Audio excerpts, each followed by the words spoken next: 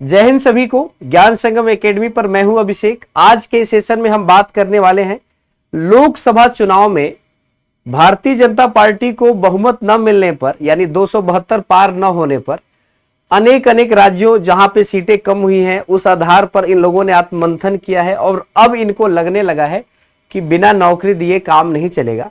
और इस बार नौकरी की प्रक्रिया जो है उत्तर प्रदेश से शुरू हो गई है। जहां तक कि आपने देखा होगा, कल मुख्यमंत्री के पोर्टल से भी आपने ट्वीट देखा होगा, उस ट्वीट में भी कहा गया है कि भैया सीधे जो चयन आयोग है, अगर आपके यहाँ पोस्ट खाली है तो आप चयन आयोग को पोस्ट भेजिए और ज्वाइनिंग कराइए।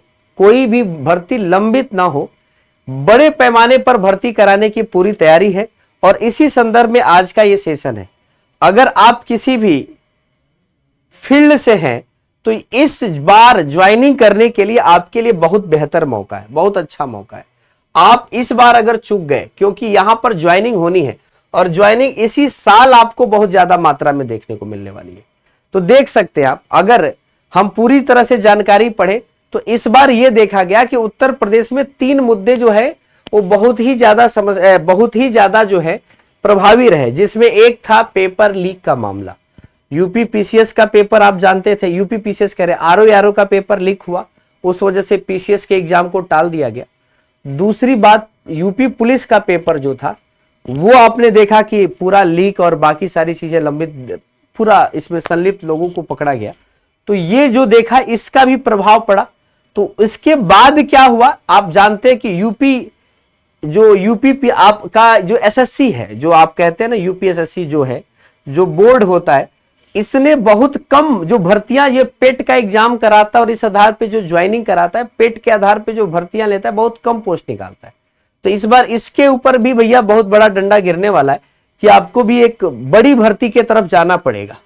दूसरी बात, इन्होंने अब आयोग ने अब अपने लिए एक संशोधित कैलेंडर जारी कर दिया है। तो उत्तर प्रदेश में भर्तियां जो है इस साल बहुत ज्यादा देखने वाली है। इसी संदर्भ में एक और बात यहां पे देखने को मिल रहा है कि जो शासकीय माध्यमिक, प्राथमिक, उच्च माध्यमिक विद्यालय जो होते हैं, यहां पर जो शिक्षक की भर्ती है, जैसे 6 साल से प्राथमिक भर्ती नहीं आई है, तो इस साल प्राथमिक भर्ती भी देखने को मिलने वाली है। लास्ट वर्ष के अंत तक ये थोड़ा देर में देखने को मिलेगी, लेकिन उसके पहले टीजीटी, पीजीटी और जो असिस्टेंट प्रोफेसर के जो लंबित भर्तियां उसको पूरा कर ली जाएगी। मैं कहता था कि लोकसभा चुनाव के बाद होगा, लोकसभा चुनाव हो चुका है और लोकसभा चुनाव के बाद एक मैसेज गया, एक सीख गई है। तो जाहिर सी बात है कि वो लोग जितना जल्दी लीड करना चाहेंगे, जितना जल्दी, कहते हैं ना सह और मात का खेल होता है। तो ये राजनीति में सबसे बड़ी बात ये होती है कि आम आदमी को खुश करने के लिए ये नौकरियां आती हैं और नौकरियों पर आम आदमी का हक है। तो कहा भी गया है कि 2022 में जो आवेदन हुए थे, 13 लाख से ज्यादा अभ्यर्थियों ने आवेदन किया था, वो एग्जाम भी नहीं हुआ है। तो उस एग्जाम के तरफ भी जाएंगे ये लोग। यूपीएसएससी की भर्तियां भी वर्षों से अटकी पड़ी हैं, जिसमें आप जानते हैं तकनीकी सहायक 6 साल है, राजस्व निरीक्षक है, लेखपाल की नौकरियां हैं, परिवहन निरीक्षक है, बहुत सारी भर्तियां जो हैं यूपीपीएससी में भी लंबित पड़ी है। ये भी आपको जल्दी देखने को मिलेगी। स्वास्थ्य विभाग ने 4 महीने में 45,000 से अधिक पदों की नियुक्ति की बात की है, जिसमें सहायक प्राध्यापक है, विशेष चिकित्सा पदाधिकारी, सामान्य चिकित्सा पदाधिकारी, सामान्य चिकित्सा पदाधिकारी संविदा के पोस्ट हैं और दंत चिकित्सक के पोस्ट है, sister, tutor, nurse, ANM, pharmacist, x-ray technician, OT technician, ECG technician, lab technician, dresser और सीएचओ।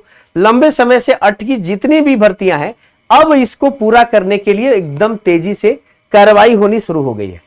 तो अगर आप उत्तर प्रदेश से हैं या संबंधित, कहते हैं ना करीबी के सीमावर्ती राज्यों से हैं और उत्तर प्रदेश में ज्वाइनिंग करना चाहते हैं, तो यूपी में रिजर्वेशन 50% ही है। 50% जनरल कैटेगरी के तहत आप आ सकते हैं।